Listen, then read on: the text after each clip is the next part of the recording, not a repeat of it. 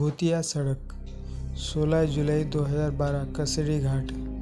चार दोस्त अनिकेत, साहिल, राजू और अमित सब हॉलिडे एंजॉय करने के बाद रात में वापस घर लौट रहे थे। अमित: अरे यार, कब ये रास्ता खत्म होगा? 2 घंटे से इसी रास्ते पर भटक रहे हैं। बैठे बैठे कमर में मोच आ चुकी है। राजू: हाँ यार साहिल, तुझे इस रास्ते के बारे में पता भी है या ऐसे ही गाड़ी को भगाया जा रहा है? साहिल: पता नहीं यार, दिन में तो ये रास्ता जल्दी कट जाता है। ना जाने इस वक्त ऐसा क्या हो रहा है। और वैसे भी मैं रात में कभी इस रास्ते से सफ़र नहीं किया। दिन में 2-3 बार यहाँ से गुजरता हूँ। रात का एक्सपीरियंस तो मुझे भी नहीं है।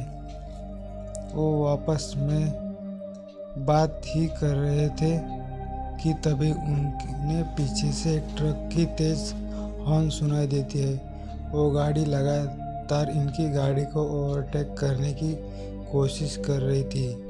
अमित: कैसा ड्राइवर है, पीकर गाड़ी चला रहा है क्या?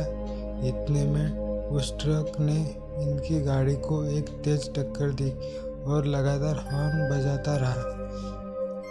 अनिकेत: साहिल, साइड दे उसको, वरना ऐसे लगता है कि ये हमें मारने के इरादे से आया है। साहिल उस ट्रक को साइड दे देता है और वो गाड़ी सीधा आगे निकल जाती है।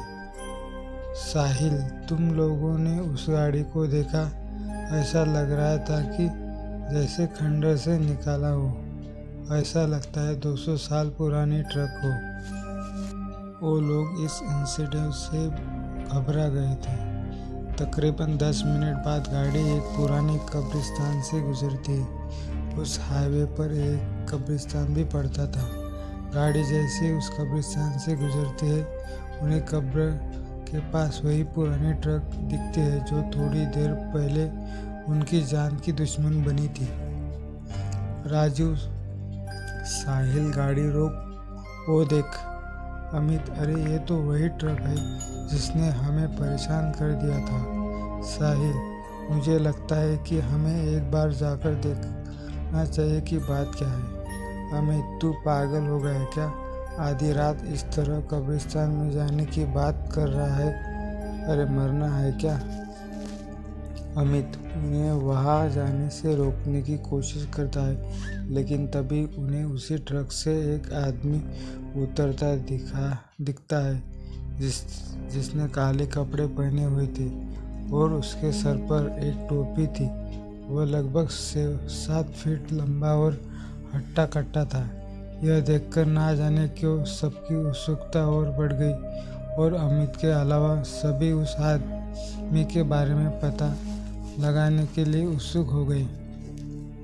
सभी उस आदमी के पीछे जाते हैं और अमित को भी मजबूरन उन तीनों के साथ जाना पड़ता है। चारों जब उस ट्रक के दीवार के पास पहुंचे तो उनका दिल बैठ गया। उन्होंने जो देखा उसे देखने के बाद उनके रोंगटे खड़े हो गए। उन्होंने देखा कि एक ट्रक ड्राइवर कब्र खोदकर लाशों को निकाला और उसे बेरहमी से खाया जा रहा था। वह जिस्म के हर एक अंग को निकालकर गंदी तरह से खाया जा रहा था। अनिकेत: भाई, ये कौन सा राक्षस है? निकलो यहाँ से जल्दी से। हड़बड़ाहट में सब वहाँ से एक साथ भागने लगे, लेकिन अमित इतना डरा था कि वह हिल भी नहीं पाया। कदमों की आवाज़ सुनकर उस शैतान को पता चल गया कि कोई उस पर नज़र रख रहा है। वह जैसे ही पीछे पलटा, उसे वह 3 लड़के भागते और एक खड़ा दिखा। वह शैतान अमित के करीब पहुंचा और उस शैतान ने सीधा अमित के गले पर वार किया और एक ही वार में अमित की दर्दनाक चीख निकली और इसके साथ ही अमित की वही मौत हो गई। यहाँ तीनों तेजी से गाड़ी की तरफ भागने लगे और गाड़ी के पास पहुंचे और गाड़ी में बैठ गए। वह शैतान अब तक उनके पीछे नहीं भागा था। साहिल गाड़ी स्टार्ट करने की पूरी कोशिश कर रहा था, लेकिन उसकी कार स्टार्ट ही नहीं हो रही थी। बड़ा शैतान धीरे धीरे उनके तरफ बढ़ता है और वह लगभग गाड़ी के नज़दीक पहुंच गया था। तभी गाड़ी स्टार्ट हो गई और तेजी से साहिल गाड़ी को आगे बढ़ाने लगा। वह शैतान इन तीनों के पीछे पड़ चुका था और तभी वह हवा में उड़ा और सीधा गाड़ी पर कूद गया। और जैसे ही अनिकेत उसे देखने के लिए अपनी मुंडी गाड़ी से बाहर निकाला, तभी उस शैतान ने अनिकेत का सर अपनी भारी तलवार से काटकर अलग कर दिया और उसका अधकटा शरीर गाड़ी में ही फड़फड़ाने लगा। यह देखकर साहिल और राजू दोनों डर गए और दोनों जान बचाने के लिए जल्दी गाड़ी से कूद गए। वे दोनों घास के मैदान में गिरे जिससे उन्हें कम चोट आई।